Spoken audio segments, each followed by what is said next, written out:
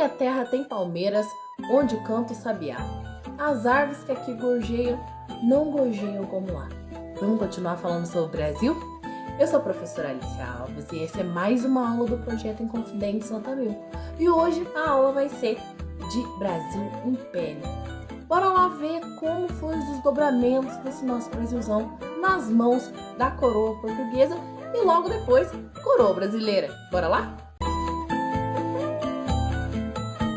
Vamos ver aí o que a nossa aula de hoje vai nos trazer em relação ao Brasil Império. Vamos ver alguns tópicos aqui hoje, como, por exemplo, independência do Brasil, o primeiro reinado, período regencial, segundo reinado. A gente vai ter também a Guerra do Paraguai, os movimentos abolicionistas, o fim da escravidão e, por fim, a queda do Império. Mas vamos voltar um pouquinho, porque já que a gente tem um Brasil latente, né, independente de Portugal, ainda colônia desde 1500, a gente vai ter um período ali pré-independência.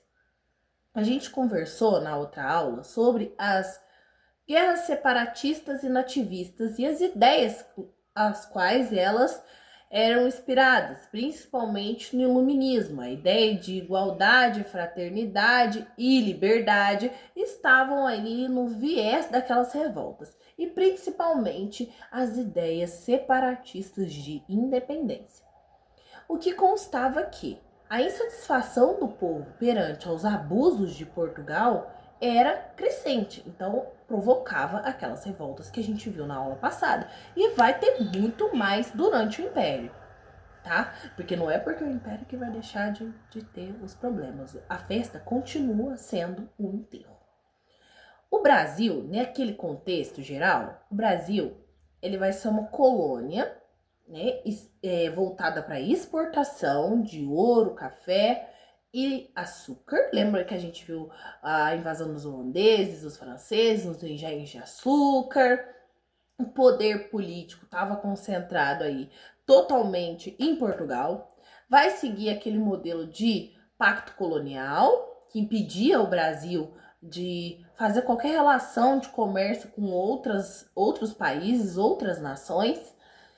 Aquela relação que estreitava Portugal e Brasil fornecendo matéria-prima para Portugal e só podia ter essa relação: eu compro de você e você de mim. O clima de ruptura tava ali rondando. Sabe quando tá para acontecer alguma coisa que a gente sente tipo um sexto sentido? Era exatamente isso que estava acontecendo com esse clima de ruptura. A elite brasileira ela não estava querendo ser colônia de Portugal. Porque a ideia de Portugal, naquele contexto, era recolonizar o Brasil para poder fazer dessa mão de obra que existia aqui, de toda essa manufatura, de toda essa riqueza produzida aqui no Brasil, exclusivamente deles.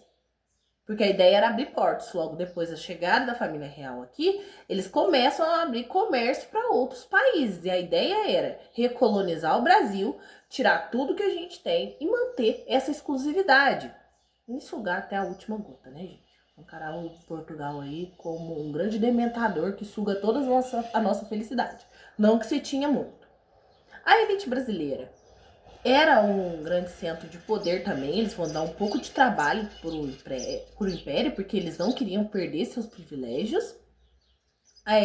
O povo queria que Dom Pedro ficasse aqui no Brasil.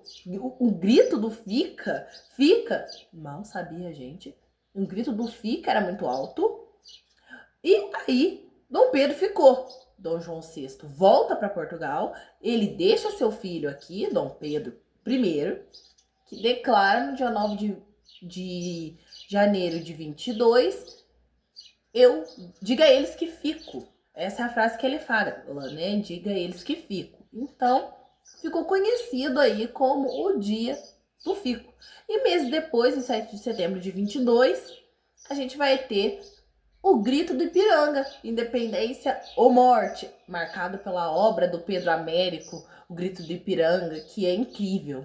E ela tá disponível no Museu do Ipiranga, lá em São Paulo. É uma obra imensa e toda aquela estrutura feita em volta dela também combina e traz toda uma nostalgia. Chega a ser um sentimento de nostalgia pelo Brasil colônia e tudo que aconteceu para que a gente tornasse essa nação soberana hoje. Alguns dos fatores também que levavam à independência do Brasil, para além das ideias iluministas, lembra que eu mencionei? Liberdade, igualdade, direitos dos povos, à autonomia, direito ao consumismo também, com o capitalismo se consolidando, influenciaram a elite brasileira que mandava os filhos para estudar na Europa. E mal sabiam eles que os filhos que estudavam na Europa voltavam com essas ideias iluministas, positivistas para cá e chegavam cheios de ideias separatistas de independência e abolição. Muitos desses filhos de senhores vão estar diretamente envolvidos na abolição da escravidão. Tá? Isso vai ser interessante porque a gente vai ver isso.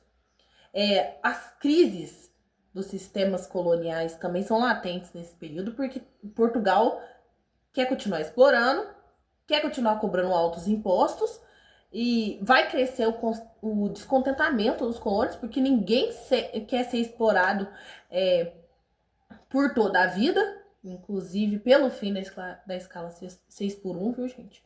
Ninguém quer ser explorado por toda a vida. E esse processo da independência, ele, diante desses vários fatores que eu mencionei, insatisfação do povo, as ideias separatistas, as revoltas que a gente teve lá no período colonial, então vai acabar sendo um processo gradual, um processo lento, a duras penas, porque se o Brasil é colonizado em 1530, a gente tem aí quase 300 anos de colônia. Então, lá em 1822, esse processo de ir lá nas margens do Ipiranga gritar independência ou morte não é um evento isolado. Então, ele vai vir de outras ações. Vai ter muitos resultados de conflitos internos, tensões entre as elites locais ali e a coroa portuguesa, a manutenção dos privilégios da elite com a coroa portuguesa querendo se desvincular de Portugal. Os senhores de terras vão querer muita autonomia política, mas sem abolir a escravidão. A ideia da abolição era, assim, às avessas para eles. Mesmo que em 1804, a gente tem a Revolução do Haiti. E o Haiti se declara independente através das mãos dos próprios escravizados daquela ilha, que expulsam ali na guerra todos os seus colonizadores franceses que lá estavam. Então, esse é um exemplo muito claro aí de que se houvesse uma reação dos escravizados que fosse com um pouco mais de fome, sede ao pote mesmo, a onda negra que aconteceu no Haiti provocava um medo branco aqui, sabe? Então, eles queriam que seus privilégios fossem mantidos a todo custo. E isso acaba acontecendo, né? A independência ela só vai garantir um projeto de liberdade comercial, vai manter o sistema escravista por pura pressão dos senhores de engenho, os que mandam realmente nesse país. Vai ter uma crise horrorosa aí também com as influências internacionais. A crise de Portugal e do Império Português, com o avanço do capitalismo inglês, capitalismo que é um modo de produção econômico que visa o lucro para o lucro, e vão influenciar fortemente esse processo de independência aqui. Inclusive, a Inglaterra estava muito interessada em abrir mercado para o Brasil, então vai apoiar aí uma separação pacífica, contanto que eles paguem por isso depois, né? Pagar pelo reconhecimento. Bom, galera, vai ter uma batalha aí, a Batalha do Genipapo, que não é muito mencionada nos livros de história, porém é uma batalha que foi citada em uma das questões do Enem lá em 2016. E ela foi uma batalha muito importante nesse processo de reconhecimento da independência. Vai acontecer em 13 de março de 1823, lá na cidade de Campo Maior, que hoje é o Piauí. Depois desse grito do Ipiranga, o Independência ou Morte, lá em 7 de setembro de 22, a independência ainda não era reconhecida, principalmente no norte e no nordeste, onde muitas elites, muitas autoridades confiavam e tinham fidelidade a Portugal, principalmente os donatários, né, os grandes latifundiários, que eram beneficiados pela coroa portuguesa. E aí, no Piauí, e no Maranhão, as tropas portuguesas, elas tentavam manter o controle, enquanto os grupos locais se organizavam ali para apoiar o imperador Dom Pedro I e essa garantia da independência. Foi uma das guerras mais sangrentas aí da independência, e ela foi comandada por dois líderes, um português e um brasileiro, que curiosamente tinham o mesmo nome. O líder brasileiro era o Major João José da Cunha Fidelis. O Simplício Dias da Silva também estava. E por parte de Portugal era comandada pelo João José da Cunha Fidelis. Nenhuma originalidade no nome. Nenhuma originalidade, mas não pode confundir com o comandante brasileiro, tá? Subordinados ao governador português do Maranhão. Então vai ser uma guerra que vai ser vencida pelo lado da organização popular, né? Vai causar bastante estrago, mas vai garantir que a independência se consolide dentro desse território lá do Piauí, tá? Isso é muito legal, que essa Batalha do Genipapo, pouco se fala dela, mas como ela caiu no Enem, é vital que a gente dê uma olhada e saiba o que foi que aconteceu ali, em qual que era o principal viés dessa guerra. Esse processo de independência também teve muita participação popular, né? A gente falou das organizações do povo e como o povo é vital para que as mudanças aconteçam. Lembramos da Batalha do Genipapo e tivemos a presença do povo latente, dos soldados, das mulheres, dos negros, e tudo isso ficou mais vigente ainda no 2 de julho, o dia conhecido como Independência da Bahia. E também dia da independência do Brasil na Bahia, porque foi o dia que os baianos expulsaram as tropas portuguesas restantes aqui do Brasil. E essa data é lembrada até hoje. É muito interessante. Houve também, nesse processo de independência, essa ruptura política e uma consolidação do Brasil soberano. É a nação soberana, né, com a continuidade social e econômica que voltava para a escravidão, para o latifúndio, mas as dependências externas também continuaram. O povo que participou das lutas latentemente foi excluído dos benefícios dos políticos após a independência. Em 1824, a gente tem a Constituição do Império. A primeira Constituição, outorgada ou imposta por Dom Pedro. Lembra que a gente falou que ele era um poder autoritário? Pois é, ele vai ser imposta. Ele vai criar ali, nessa Constituição de 1824, o chamado poder moderador, que de moderador não tinha nada, que dava ao imperador, no caso, ele mesmo, quem a impôs, a autoridade acima de qualquer outro poder. Ele vai criar o legislativo, o executivo e o judiciário, mas a ter poder de intervir em todas essas três instâncias. Manteve o voto censitário. O que era o voto censitário?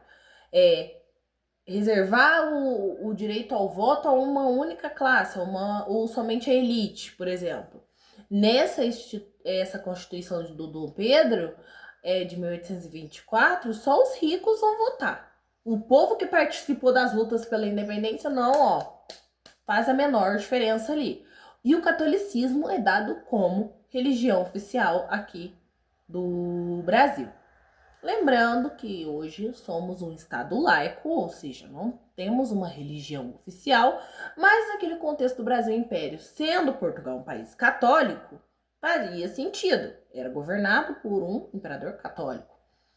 Aí, em 24 também a gente tem a Confederação do Equador. Era uma revolta que aconteceu lá em Pernambuco e em outras províncias ali do Nordeste contra o autoritarismo do imperador. Em toda a nossa história, a história do mundo, quando os governos são autoritários, o povo começa a reagir perante a isso. A gente tem aqui no Brasil, uns bons anos depois, uma ditadura militar e o povo foi pra rua pedir direta já. O movimento republicano era separatista, tinha esse quê de fora monarquia, sim a república. E foi reprimido com muita violência, inclusive teve seu líder enforcado. Para lidar com exemplo, como exemplo de eficiência do imperador. E aí, gente, como que vai funcionar isso aí? Lembrando que o Dom Pedro era autoritário, tinha uma constituição autoritária, criou os 3 poderes, mas intervinha em todos eles, sem nenhuma dificuldade. O Brasil, em 1825, paga uma indenização com a ajuda da Inglaterra. Ele paga uma indenização para Portugal para reconhecer a legitimidade da independência do Brasil. Vamos ter também aqui a Guerra da Cisplatina. Eu vou detalhar ela depois, mas só para vocês saberem que é um conflito nas províncias do Rio da Prata, o atual Uruguai, que a gente chama hoje. O Brasil vai perder a guerra e vai reconhecer a independência da Cisplatina, ou seja, Uruguai. Vai trazer uma crise econômica. Quando na história a gente teve sem crise? Quando? O Vargas vai dar uma folguinha, mas assim, não tivemos um período na história que estivemos sem crise. A gente vai ter uma dependência muito grande da Inglaterra, por isso que as pessoas falam que o ouro que estava aqui foi todo levado para a Inglaterra, porque foi mesmo, tinha uma dívida enorme. O aumento dessa dívida externa e da inflação eram horríveis. E aí o que vai levar a abdicação de Dom Pedro, ele não vai aguentar segurar o rojão. Não vai aguentar segurar a onda. Diante das revoltas, da pressão popular, o Dom Pedro vai falar, não quero mais beijos da Anitta, e vai embora. Ele vai abdicar desse trono em favor do filho dele, que ainda era uma criança de 5 anos. Com toda essa crise, essa insatisfação latente com o poder do Dom Pedro sendo um poder central, esse autoritarismo, essa característica de manda-chuva que o Dom Pedro I tinha, vai gerar aí uma das revoltas que vai decidir, que ele vai pautar a decisão dele de sair daqui do Brasil e voltar para Portugal e abdicar do seu trono. Ele vai estar aí num contexto, essas notícias garrafadas, vai estar num contexto de Brasil mais opositor ao poder do Dom Pedro. A elite achava que ele favorecia os portugueses, não considerava um imperador imparcial. O povo reclamava, a crise econômica, a Guerra da Cisplatina gerou inúmeros prejuízos, a gente vai voltar nela. A impopularidade do Dom Pedro vai aumentar depois da morte do jornalista Libero Padaró, em 1830. Ele era um crítico autônomo do imperador e de todas as borradas que o imperador fazia. Era um crítico de jornal mesmo. Em 31, o Dom Pedro tentou recuperar um pouco desses prestígios que ele havia perdido por causa das suas decisões autoritárias, esse espírito de manda-chuva, com festas e regalias em sua homenagem, após uma viagem para Minas Gerais, para cá. Ele viu que a vaca foi pro brejo e o tiro saiu pela culatra. O efeito das festas foi o completo oposto. Essa revolta da Noite das Garrafadas, em 7 de abril, ele abdica do trono.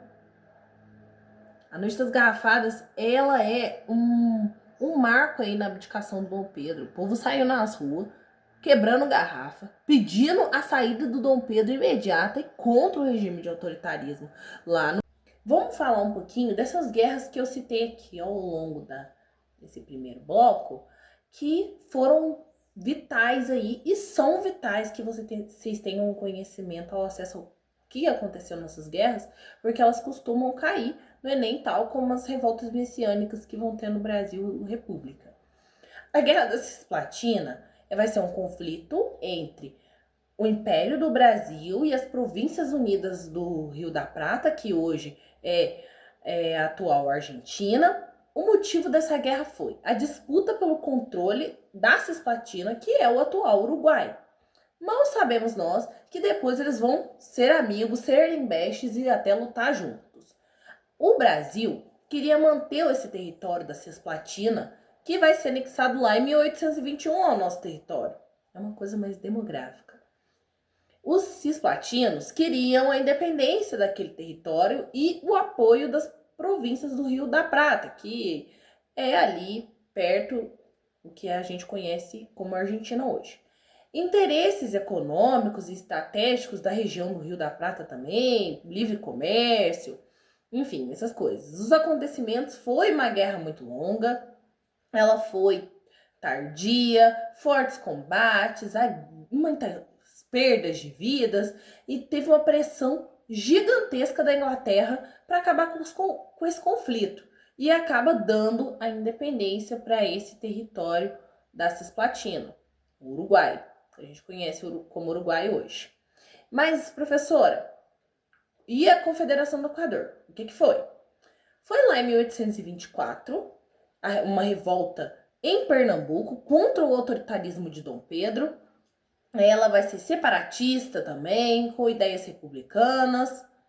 Durante o primeiro reinado e o do Dom Pedro I, e vai ser liderada aí pelo Frei Caneca. O Frei Caneca vai acabar, ó, né?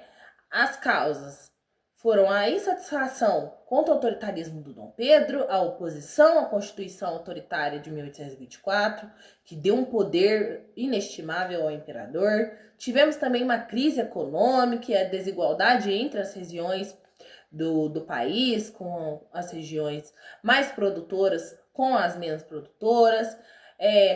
O objetivo era criar uma república independente no Nordeste, defender uma liberdade, uma autonomia e um governo democrático. Mas aí foi duramente reprimida e não foi para frente. Mas as faíscas estavam lá. Vocês podem perceber. Vamos voltar aí lá no período regencial, logo após a abdicação do Dom Pedro, tá bom? E aí, quando o Dom Pedro I abdica, lá em 1831, menos de um mês depois da Noite das Garrafadas, porque ele não aguenta pressão, o Dom Pedro II tinha apenas 5 anos e ele não podia comandar o país porque a Constituição proibia.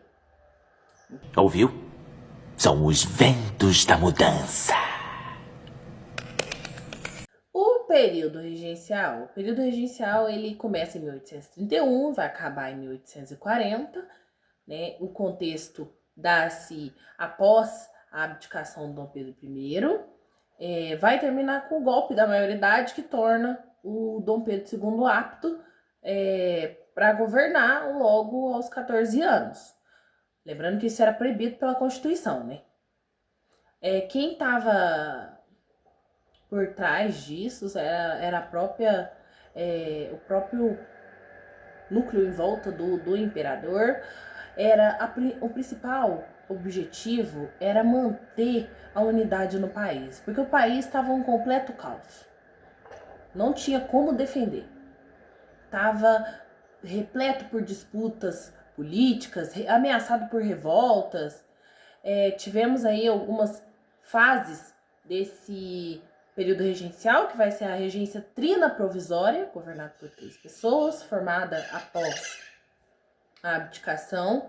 A regência trina permanente, que foi composta por 3 regentes eleitos pela própria Assembleia Constituinte, lembrando que é aquela dissolvida.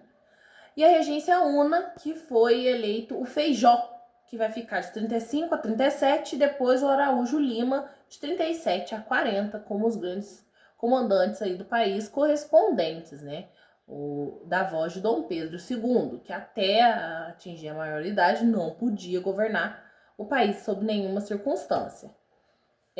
O período regencial também vai ser cercado por muitas e muitas revoltas, gente. Porque era um dos principais problemas, eles precisavam conter aquilo, por isso os regentes vão ter aí as revoltas motivadas por espírito republicano, pelo fim da monarquia, a cabanagem que vai acontecer de 35 a 40 lá no Pará. Vai ser uma revolta com grande participação popular, motivada pela exclusão social, pela miséria que estava lá. Né? Lembra que eu falei das regiões de desigualdade no nosso país, entre as grandes produtoras e as menores produtoras?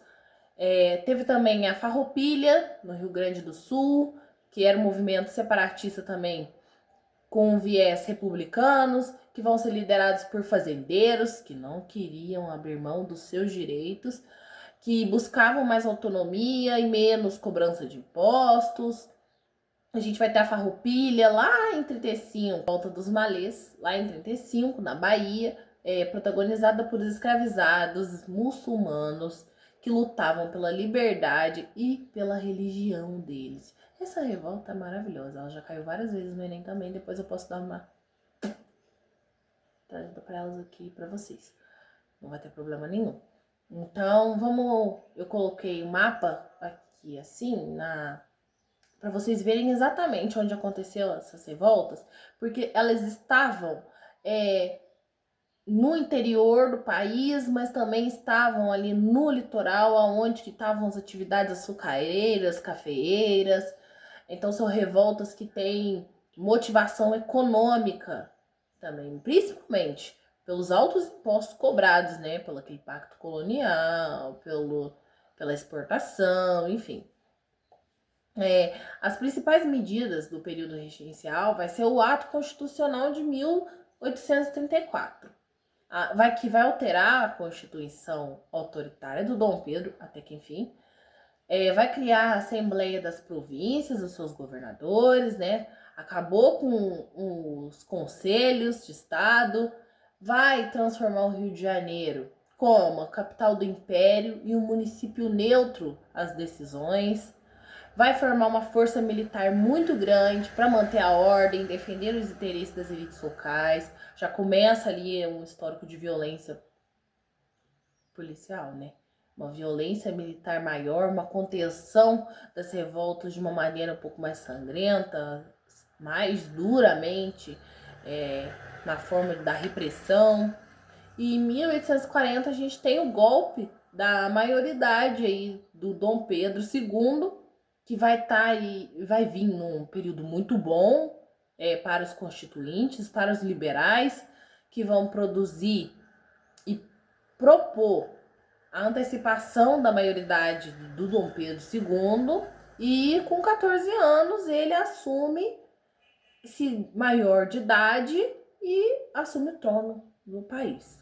O fim do período regencial foi marcado, então, pelo golpe e começa-se o segundo reinado, que é a minha parte favorita, assim, de estudar história e de explicar também, porque é um período recheado de acontecimentos. O primeiro reinado e o período regencial são períodos mais politizados, são acontecimentos mais fechados, mais políticos, vão ter revoltas, sim, populares, mas é um período muito político. Já o segundo não, o segundo tem a ascensão da arte, influência estrangeira, a gente vai ter formação de resistência e movimento abolicionista, então já é um período que já está mais latente essa crescente de mudança, né? O segundo reinado, então, ele vai ter o fim só em 1889 com a proclamação da República.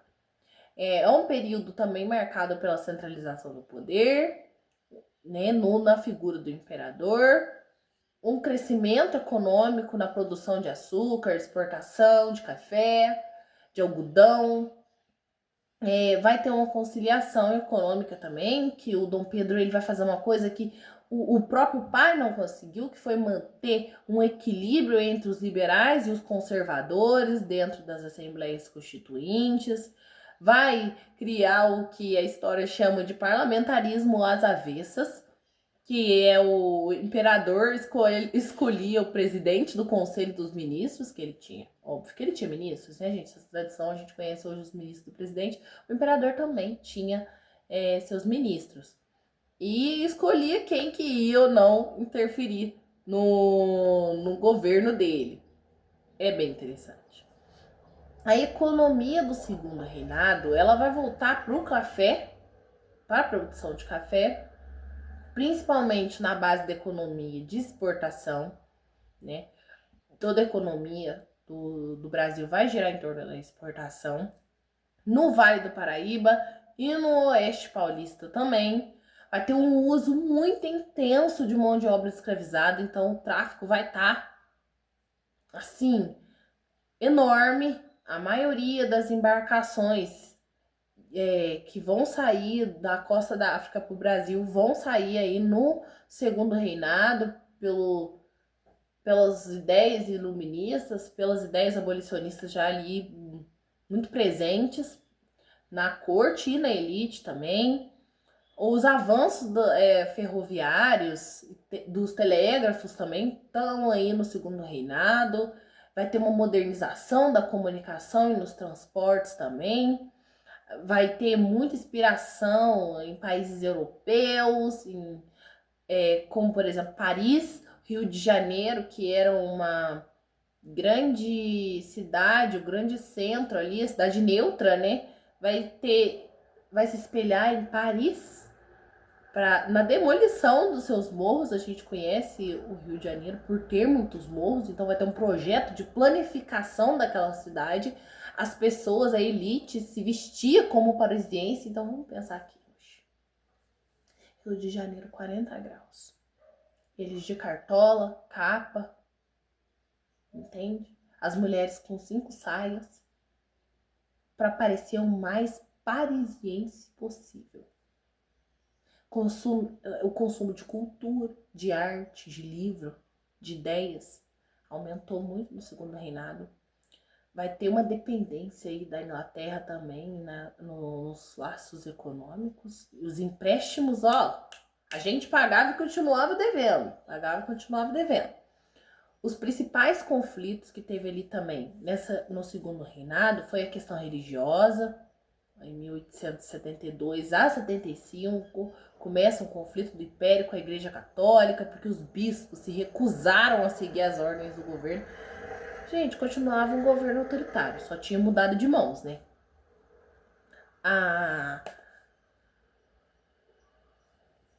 Bom, dentro do segundo reinado, a gente vai ter um acontecimento bastante importante.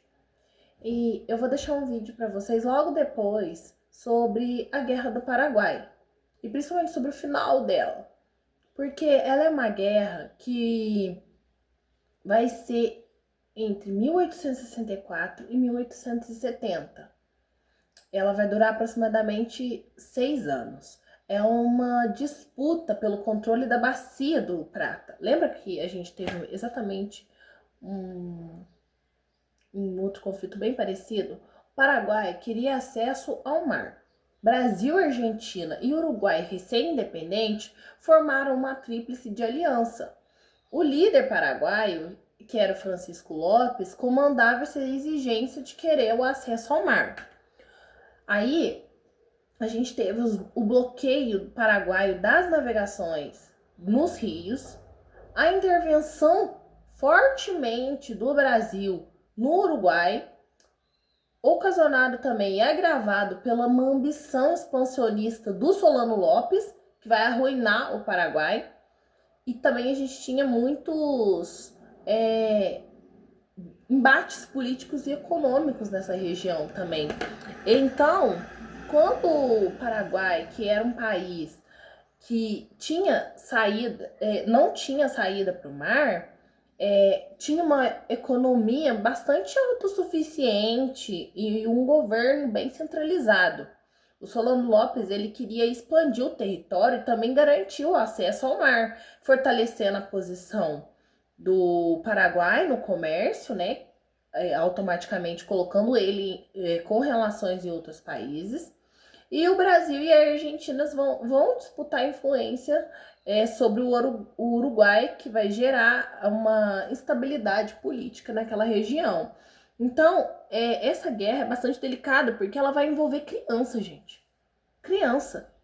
O Brasil convoca os escravizados para essa guerra e promete a eles alforria e liberdade se eles lutassem na Guerra do Paraguai, essa guerra que durou 6 anos. Então, uma guerra que vai devastar o Paraguai, devastar a população do Paraguai em 70%, vai garantir uma perda territorial para o Paraguai. Mas vai ser uma guerra caríssima, vai colocar o Dom Pedro II sob um olhar terrível, de rejeição sobre essa guerra tão cara e tão sem precedentes que foi essa guerra.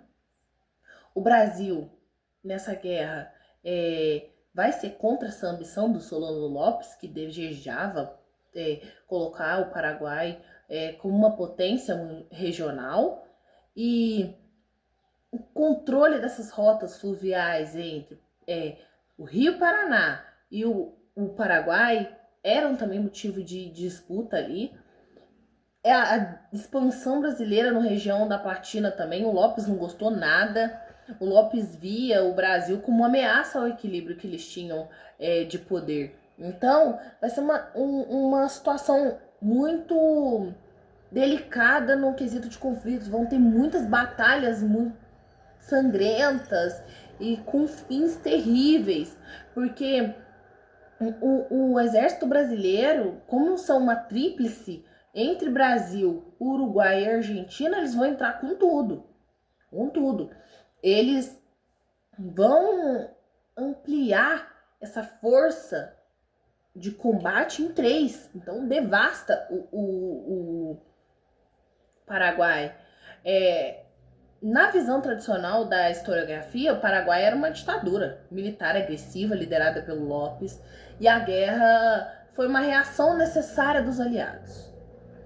Mas o revisionismo histórico, o conflito vai ser um resultado de interesse imperialista, gente. Interesse imperialista britânico. Inglaterra. A gente não pode esquecer dela, que ela sempre tá com uma influência parecendo... Sabe aqueles anjinhos que falam no ouvido? Pois é. Ela queria destruir o modelo econômico autônomo do Paraguai e garantir o domínio comercial inglês na América do Sul. Como já tinha um domínio sobre o Brasil, ela queria expandir esse domínio. Então, fazia total sentido também anexar o Paraguai. Mas a Guerra do Paraguai, ela foi devastadora no quesito populacional. 70% da população masculina foi perdida. Na última batalha, o Solano Lopes estava tão desesperado que ele coloca crianças para lutar. Bom, quando a gente fala de crianças, são crianças mesmo, porque os homens adultos, após anos de batalha, porque foram quase 6 anos, o Paraguai vai perder a maior parte dos seus homens.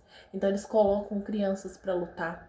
Crianças essas equipadas com armas improvisadas, roupas maiores do que eles vestem. Então essas crianças vão lutar com um exército muito mais forte, com homens adultos. Eles foram chamados de crianças do soldado Lopes, eram vistos como heróis dentro do Paraguai. Então fiquem aí com esse vídeo que eu vou deixar no fim dessa guerra, né? A situação sangrenta e o prejuízo que foi causado, segundo os historiadores. O vídeo é do documentário Guerras do Brasil.doc. Ele está disponível no YouTube e é o 3º episódio. Tá bom? Espero que vocês gostem.